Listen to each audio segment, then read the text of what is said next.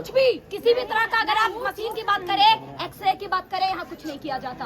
और सबसे बड़ा अहम सवाल ये है कि हमारी जो प्रभारी महोदय हैं, उनको कंप्लेंट करने के बाद वो ये कहती हैं कि सबको धीरे धीरे सुधर जाए। अब एक बात बताइए, धीरे धीरे जान जाता है कि हालात सुधर जाए, हालात जान जाता है ना सर। और यहाँ पे हमारे मांडू में ये हो चुका है कि मांडू चट्टी की एक महिला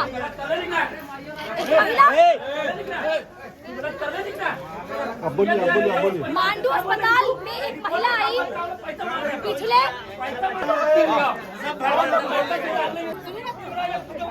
बोल रहे हैं, आप लोग थोड़ा धैर्य बनाए रखिएगा। जो पैसा लेता है, आप लोग बोलते हैं तो इधर बोलिए ना, उधर लड़का रहे। अरे इधर बोलिए जहाँ केंद्र सरकार तक बात जाएगा। हाँ, मैं ये कहना चाह रही हूँ कि आज हमारा जितना भी जन समर्थन, जितने भी लोग जुड़े हैं, मांडू की जनता, हमारे जनप्रतिनिधि, हमारे युवा गण, हमारे माता बहन, जितने भी लोग जुड़े हैं, ये आज ये आक्रोश है कि आज हमारे मांडू के पावन धरती से एक मुस्लिम समुदाय की महिला का मृत्यु है। क्योंकि सबसे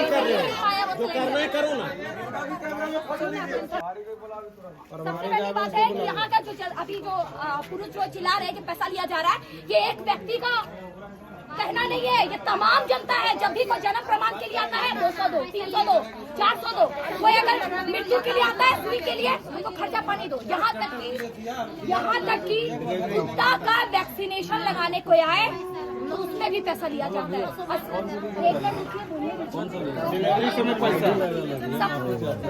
सबसे पहला बात, इतना बड़ा बिल्डिंग में एक सिलेंडर नहीं था, वो तो चली गई, वो तो वापस नहीं आएगी। किसी की माँ, किसी की बेटी, किसी की पुतौह तो चली गई।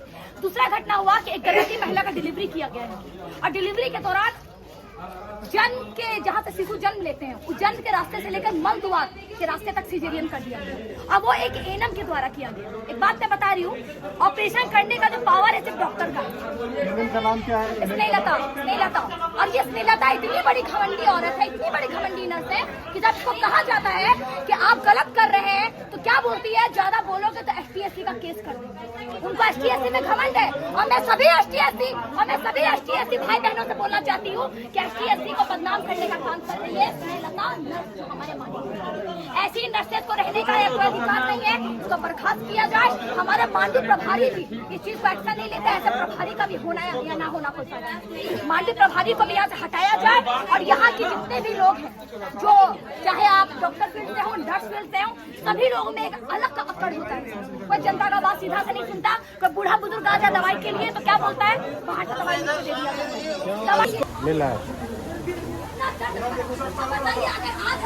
दिन के बाद उनको डिस्चार्ज कर दिया गया। और डिस्चार्ज करने के बाद उनके परिजन को पता चला कि जो हमारी जो पत्नी है, हमारी जो पुत्र है, बेटी है, उनके साथ गलत ऑपरेशन है। तो वो लोग वापस आए यहाँ पे बात करने के लिए कि ये गलत ऑपरेशन आप लोग क्यों किए हैं। उनका कहना है कि जो करना करो, हम लोग कुछ नहीं किए। ये एएनएम का खेकड़ी है, घमंड बोलते हैं। क्या मांग करते हैं, कितने दिन का अल्टीमेटम? हम लोग का बस यही है कि हम लोग सिर्फ एक सप्ताह का टाइम देंगे। 7 से 10 दिन के भीतर अगर स्नेहलता, एएनएम और यहाँ की मांडू प्रभारी पे कोई एक्शन नहीं लिया गया और हमारे मांडू सामुदायिक स्वास्थ्य केंद्र में छोटी छोटी मशीनें का अगर यहाँ पे नहीं लाया गया तो शायद हम लोग इस हॉस्पिटल को बंद करने का भी काम कर सकते हैं। अपना पूरा परिचय, मेरा नाम पूरा परिचय बताइए। मेरा नाम अमीषा प्रसाद है और मैं छात्रा हूँ। मैं मांडू की निवासी हूँ और मैं संपूर्ण संकट मोचन फाउंडेशन की निदेशक हूँ। और हमारे गांव से भी बहुत जनप्रतिनिधि, युवागण हमारे साथ हैं और हमारे संगठन के तमाम महिला जो बलसगड़ा से भी आई हैं, बलसगड़ा से 18 से 20 महिला आई हैं इसमें सपोर्ट करने के लिए।